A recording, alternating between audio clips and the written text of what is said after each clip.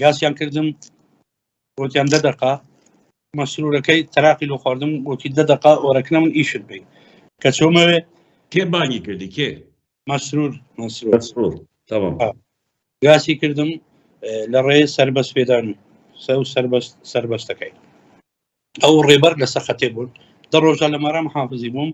پاش ئەوەی سەروەر پێداوی لە ڕێگەی سەروەر پێداوی نە سەربەست پێداوی سەروەر پێداوی هەردووکە ئەو ڕێبەر وەز ئیستا ڕێبەر وەزیرە ڕێبەر و سەروەر پێداوی بڕێکەوە تو گۆزی کردی ساڵە چەند دێ باڤەکە کوونەر 2018 26 هەشت ئەمە دەگا ئاسایشە شەڕ هاتم ئەو بەخۆدار بووم معلوماتێتی غەڵەتە خۆ بریندار بووم برایەکی می بریندار بوو مرازایەکم لەچی بێرە داچێخی لەسەر شەڕەف و لەسەر گۆڕێ و مەلایە و بین و بەردە و ئەویان بردین ئاسایشی لە ئاسایشێ ئەو بوو 2 ڕۆژە ئەمن خەستەخانی بووم چۆنەوە ئاسایشە ئەولێری دایکا من ئەمری خۆی کرد وەزجیدا لەوان ئەمارسێک بریندار بوو کەسی ئاسایشی بریندار نەبوو 4 ساعات و تقریبا قسوور مقاومەن کرد دوای تەلەفۆن کاری و دوای بەخۆی تەلەفۆن دەگەمە کردەوە وەیسەی پێم گوتینە بە میلانۆیە لێدان ئەگەر خۆ تەسمیل نەکرد بە میلانۆیە لە مارانگۆ دەین گوتم کاکە مەبەستین گۆ چییە یعنی چی یعنی هاوی کەس پیاوی لە دنیای بەس هەنگۆ پیاوە گوتی ئەوە بۆچی هات نەتە بوو تا چی کرد هات نەتە ئەمن بە عەفوی ئازاد بووم 3 ڕۆژە لە دەرێ بووم مەسئولی گاز کردم یعنی 2018 تو ئازاد بووی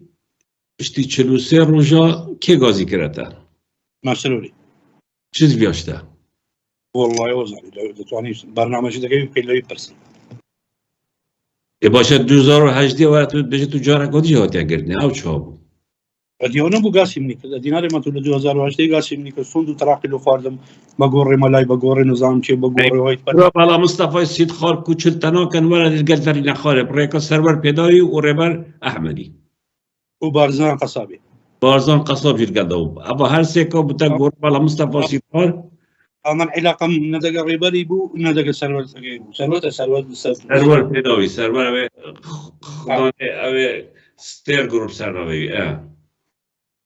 ئەم چۆمەکەن بارزانی لە مارە بارزان لە سەخەتێ بووە تا نیشان بەو نیشانی شەوەی خارێ من مرد لەو شەوە تەلەفۆنی لۆ کرد گوتی مەسئول لە ئەمریکایە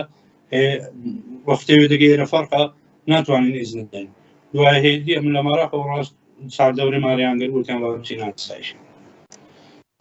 و بێ سەبە هەمە جارەکانی تو گرتیەوە چ توش چێ نەبیە ئەگەر سەبەبەکە بە خێزانە من کو داتە محکەم لە بەرامبەری محکەمەی 24 ئیزاعە بەرامبەری وادانەوە مێرێ من شتێک لەسەرەوە محکەمە بدەنێ یعنی تا 2014 و 2018 بەرداین و هاتینە ماڵاتە و شەرکیری و بریندار و پشتی 2018 جی اینجا رەکادی گرتن هەما اون ساڵ تو ئەنی چ مشکلە نەبوون چ تاوانتەنەکی نەمۆزە توێ گرتی تاوانە چی یعنی ئەگەر تاوانم هەبا لۆنیانەدەمە محکەمی لە بەچە ئەمنیان خۆشەویستم عایلە منیان خۆشەویست تولڤەکردنەکە یان دژیتە شەخسێتەیە یعنی ئەvە بووە یعنی بووە دەتکەن یعنی تو چالاکبان نینی تو کەسێکی سیاسی نینی تو کەسێکی عەشیرەتی و سەرۆک یانش ماڵە ئاغایەکی کە سەرۆک عەشیرەتن یعنی وە چ شتت بێت باشە ئەوانە چ کەسێکیان هەوێ لە دنیاە چ کەسێک وڵات بێن ئەوت بێژم مە کورد هەمیت بێت نزانم بێژە کە ڕاست بێژن باشە سوالێک لەکەم حوسێن ئاغای نەوێ كريم خاني رحماتي نوي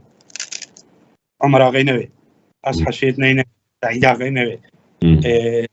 مارا ارشاد زيباري نوي او عشيرة تاني همون نوي دبي او كسا بخوي خراب بي يعني او اخر كعمو خراب ريكاني نوي زيباري نوي او نوي يعني سا انغوكو يومين انغو لاوروبا دانشتينا سر بخو قساكن او لونا امداني ميجويا اول قال عشيرة الدغرة بهدينا ميجويا